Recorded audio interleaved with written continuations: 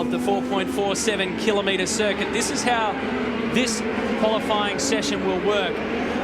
They get a 15-minute period starting now where they can go out and effectively practice. We'll still be tracking times, of course, but those times will not count officially. Then they'll have a 10-minute break to make any adjustments. Then after that, a 30-minute flat-out session to decide the pole sitter. The time to beat is 1 minute 30.862. That was the time set by Oriol Servia yesterday, guaranteeing him a front row spot. If nobody can beat that, that front row spot will be position number 1.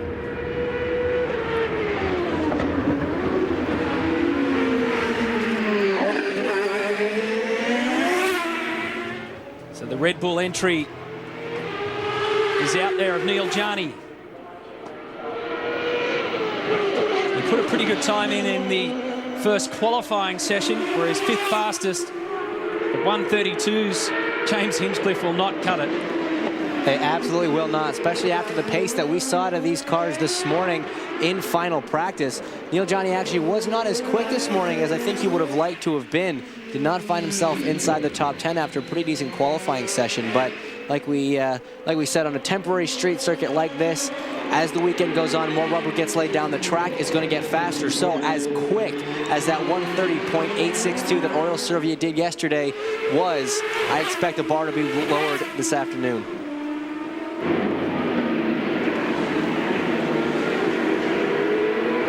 Neil Jani is a 23-year-old Swiss competitor in his first Champcar year.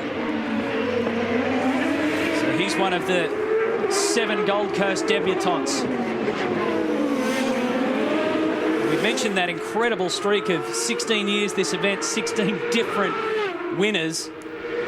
In terms of the pole sitter, history's okay though, because there have been a couple of repeat pole sitters. Michael Andretti did it twice. Nigel Mansell did it twice. Dario Franchitti did it back-to-back in 98, 99. In this field, those who have already had pole here, the current drivers, Sebastian Bourdais, Paul Tracy, Oriol Servia in 2005, and Will Power in 2006. So they'll be looking to double up. And I fancy between Bourdais, Servia, and Will Power, we've got a very good chance of seeing another repeat pole sitter. The question is on Sunday, are we going to see the first ever repeat winner? Of course, we've had 16 seasons here at Surfers Paradise without a repeat winner. Only 3 times has somebody gone from pole on to win the race. So starting from pole isn't necessarily as important here as it is at other circuits, just as the stats show us. But either way, it certainly does put you in a good position for Sunday if you're starting up front to avoid any contact in the first corner, which, as we've seen over the years, can be very hairy. Already, Will Power has given us some great rides. And this is his time to iron out whatever they need to iron out before they can sit down, make the adjustments, then come out in that 30-minute session, look for the clean lap, give themselves time to breathe, and then shoot. He's shown that he can do it in traffic, without traffic. He's shown that he can do it with an untidy lap. He's certainly got a fast car. He's got a grip on this circuit, and he has got the desire. Here's the McDonald's Newman Haas entry of a championship leader, Sebastian Bourdais, who's in a fishtail slide out into the hot lane. Interesting to see that he was actually going out on brand new tires, brand new slick tires going on that car for the 15-minute practice session. That's not very usual. Normally you'd save those for qualifying. Now Bridgestone brings 2 different compounds of tire to each Champcar World Series race.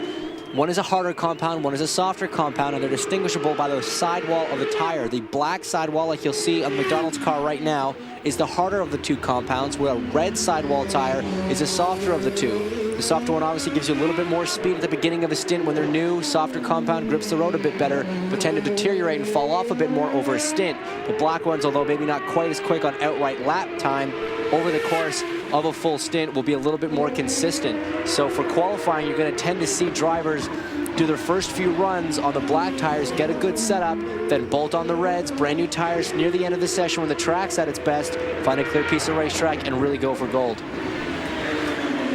Minardi Team USA car. Speedy Dan. And Paul Stoddard really enjoying his first year as a co-owner of a team in Champcar. After finishing up in Formula One and going along for that ride, just the pressure's off a little bit here, and said he likes the fact that it's relatively a more level playing field. He enjoys the atmosphere as well. I think so. I think he's having a lot more fun here. That time of Paul Tracy's overall is right there now on your screen, 1:35.022. We divide this circuit up into 3 sectors. A nice little moment for Speedy Dan coming out of turn 12. Interesting also to note here, the qualifying timing line is different to the start-finish race line. Qualifying timing line is further back towards turn 12 because of the entry into pit lane. And then when we get going into race conditions, the start-finish line regularly, where we're used to seeing it, halfway down that Gold Coast Highway main straight. Well, something interesting, that it seems as though the biggest problems over the last couple of days has been the brakes and the springs and shock packages, because this track is so bumpy. And it appears, though, the drivers, instead of battling each other out on the track, seem to be battling this track itself. It usually, we see drivers kind of battling each other, but because of these conditions and how bumpy this track is, they're just trying to get their setup right. And that's what seems to be the #1 enemy is this track. Michelle Beisner and Aaron Noonan covering the Champ cars in pit lane for us. And I mentioned that to you the other day here, James, and we were sitting here watching these guys go around, and it's such a bumpy circuit. It throws the cars around. It looks as though you're just holding on for dear life the whole way. And I said to you, take a look at what it's doing to these cars. And you said, what about your back? Yeah, well, that's just the thing. I mean, when you're sat inside these race cars, they do sit so low. The suspension is so stiff, very little travel.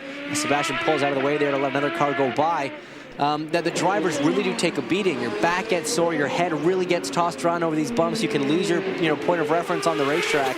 So it's going to be a very long afternoon on Sunday. You've got to be very, very precise with your hand movements and with the placing of the car, obviously, when there's walls on either side of the racetrack like this. So very, very difficult conditions for these drivers. Dan Clark's just done a whoopsie. That's what he's just done. No, into the tyre wall. He just completed his quickest lap at 33.059.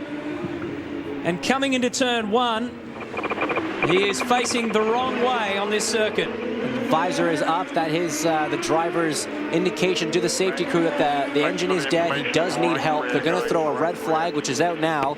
I mean, he has just clipped the tire wall, but I don't think he will have done any damage to the car there. The rear wing looks intact. It wasn't a very hard hit at all. He was very, very lucky to get away with no damage at that part of the racetrack. Right there, if you take a look to the right-hand side of your screen, from where Dan is parked right now, that's the danger zone. If you go in shallow enough here without full speed, you can end up in that position. If you go in deeper, you will clip the wall Bourdais style. So he's lost it right there. And by now, he's well and truly backed out of it. So a little nudge into the tyre wall, not too much damage, hardly anything to speak of. One of the things unique, guys, with Champ Car racing, of course, is there's no onboard starters with these cars. So when they stall, the driver can't restart it. Now, that was a feature that was going to be on the brand new DP01 Champ Car chassis this year. Some of the teams had it figured out at the start of the season. Some of them didn't. In the end, Champ Car made the call that it couldn't be used this season unless all the teams could get it done. Hence why these cars are not refiring. We're having red flags when they spin. We're going to take a break. Will Powers just put down a 1:32.41.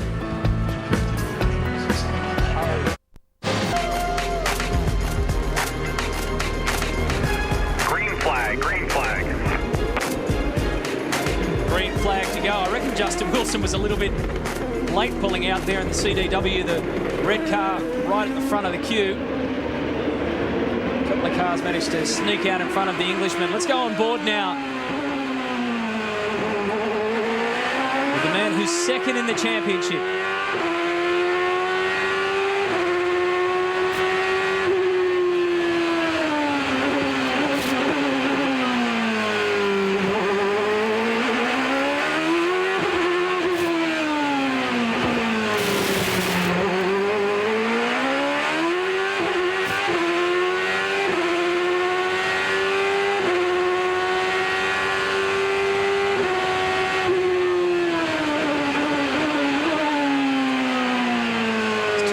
and 6, the S's.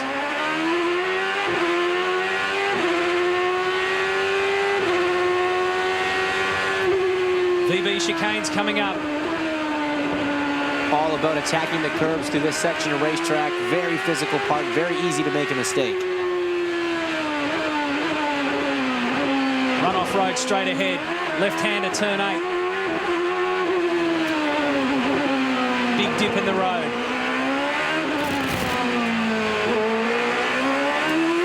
Through 9 and 10. This is turn 11 and 12. The hairpin. And now onto the main straight. 3 total laps.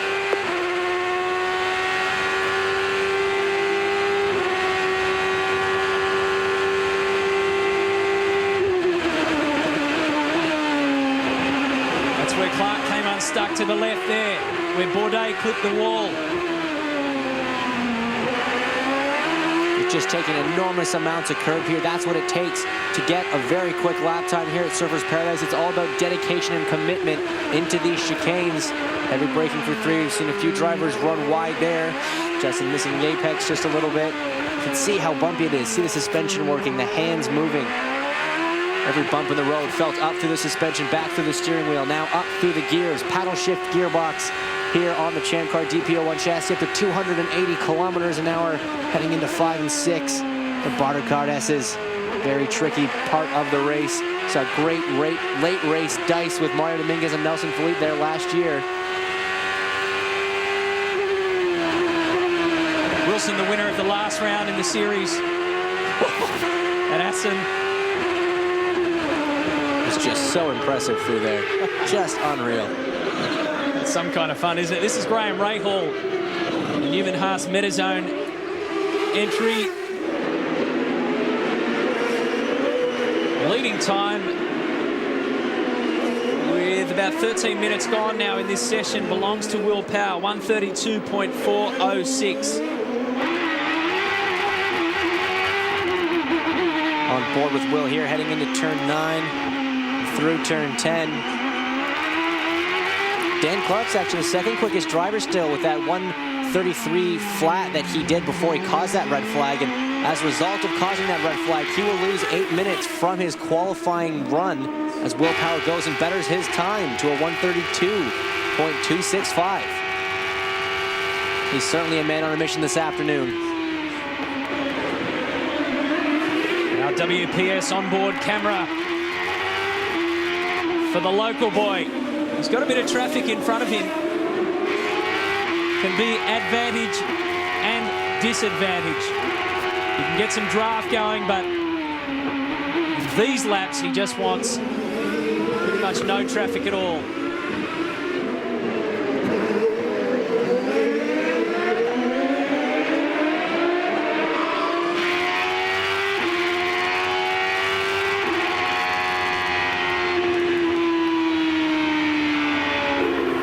Will backs it right off. Paul Tracy, second quickest of this session, 132.7. Robert Dornbos has also gone 132s. Red flag. And we've got another red flag situation. Catherine Legg at turn 4, apparently. There she is. She spun it around. Again, the engine has stalled. As Aaron mentioned, no onboard starters here, so that's going to cause another red flag. And with 17 seconds to go, this session is most definitely finished. We'll now have a 10-minute break before the 30-minute qualifying session does get underway. Catherine's the first full-time female racer in the Champcar World Series. Bit of talk around, James, that she may end up actually at Team Australia, an expanded Team Australia, possibly next year. There's a little bit of chatter around there, but she's at Dale Coyne Racing right now. Car number 8 belongs to Alex Tagliani, who's been holding on for a pretty good ride as well. They're all trying to get things sorted for the final 30 minutes of qualifying. Now they have a bit of downtime to do the last checks. Then the real fight for pole begins.